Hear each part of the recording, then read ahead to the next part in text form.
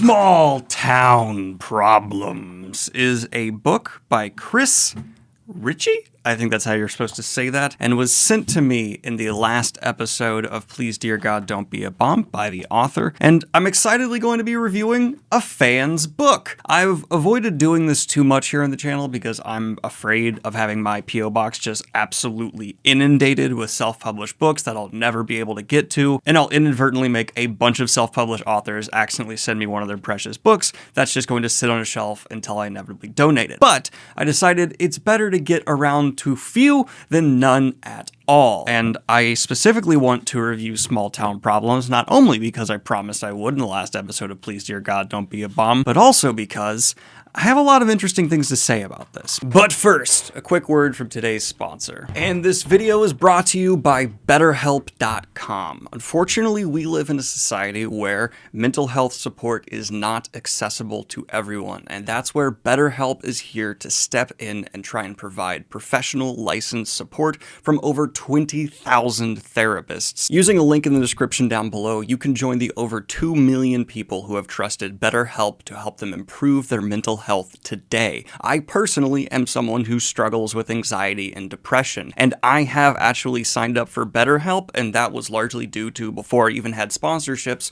a recommendation from someone within my own family. The ease of convenience is so important to me. I am busy and it's hard to fit things in my schedule, so the fact that all I have to do is take a quick questionnaire and then I'll have private, secure online sessions with a therapist that has been matched to me for my needs is such a relief. That comes with unlimited messaging with your therapist. So if you would like to sign up today and give it a shot, you just need to go to betterhelp.com/green, or just follow the link in the description down below. Chris, this is not bad. It has many technical problems, but on several levels. There are really good ideas here and absolutely a clear vision. Getting into the setup, Small Town Problems is a novella that takes place, guess what?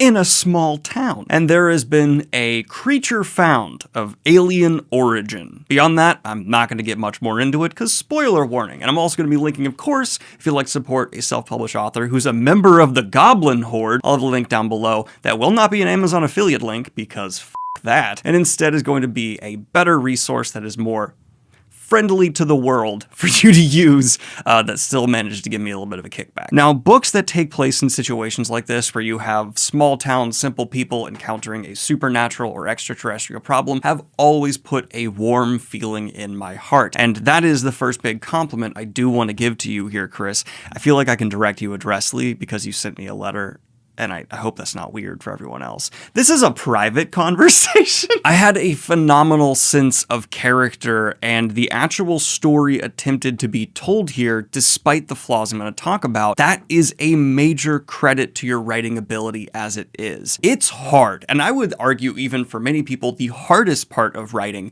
to be able to visualize characters, lay out a story for them to go through, and walk those characters through it in an enjoyable way.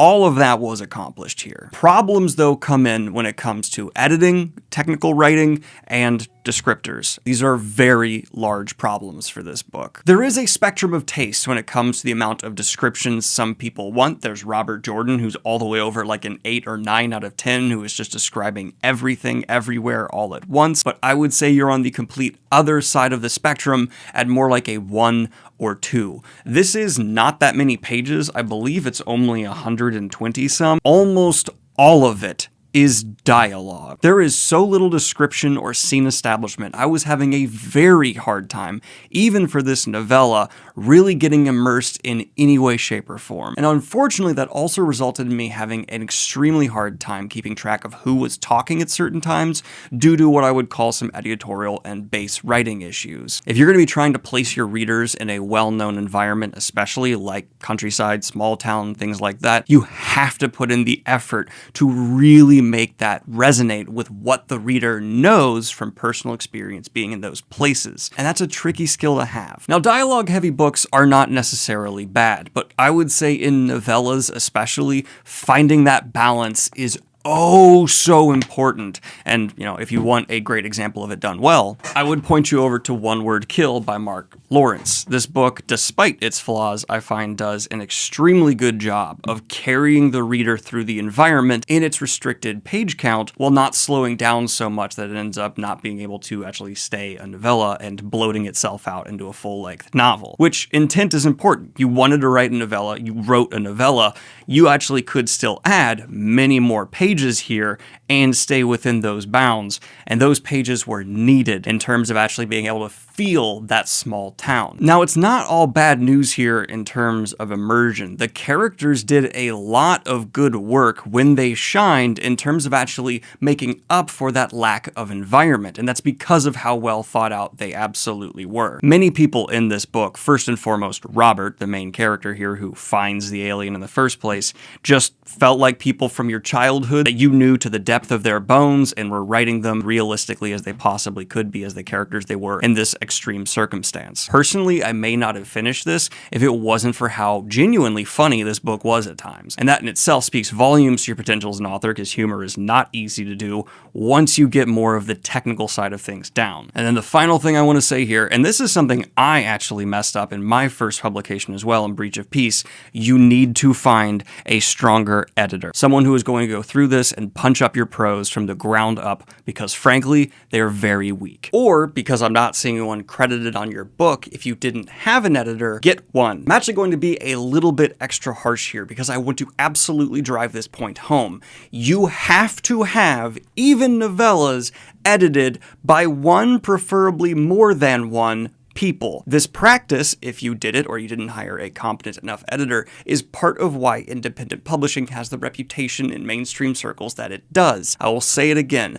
the greatest writers in the world have editors. You are not better than them. A lot of people could be reading this in one sitting, so you want to make that one sitting as smooth as possible. I was constantly having to reread sentences just to fully understand what had just happened, and that was made worse by the lack of setup of situations and descriptions. I want to add in a couple more positives to finish out here, though. The structure of this is exactly what it needs to be. I wouldn't change structurally nearly anything that happens here. Simply, you just need to add things in and take almost nothing out. It's rare to find a book where I'm only wanting the author to give me more. What's funny is you can see a lot of what I'm saying encapsulated in where the details of this book often are focused, because a lot of the charm of this kind of writing, this kind of setting, comes from the small little quirks that make us remember things from our own lives. There are a plethora of those involving speech or physical traits for characters, but I got so little for in terms of, again, everything around them. You know the iPhone camera setting where like the person is very clear, but everything around them is just blurred? That. Overall though, Chris, you should be very proud of this. It has flaws, but just getting a book out and published is a Herculean feat. Trust me, I know. And I know people who will enjoy this far more than I did. For me personally, it's going to be sitting at a 4 out of 10 with the potential of a redrafting to jump up easily to 6-7 territory. I love this setting and plot for this narrative. It's just not that great or smooth a telling of it. The difference between what you've accomplished here, though, and something on the level of like a Gunmetal Gods, another independently published book, isn't as big a gap as you'd think. And I can tell from your writing, you have a lot of ideas batting around in your head, and I would guess a ton more characters.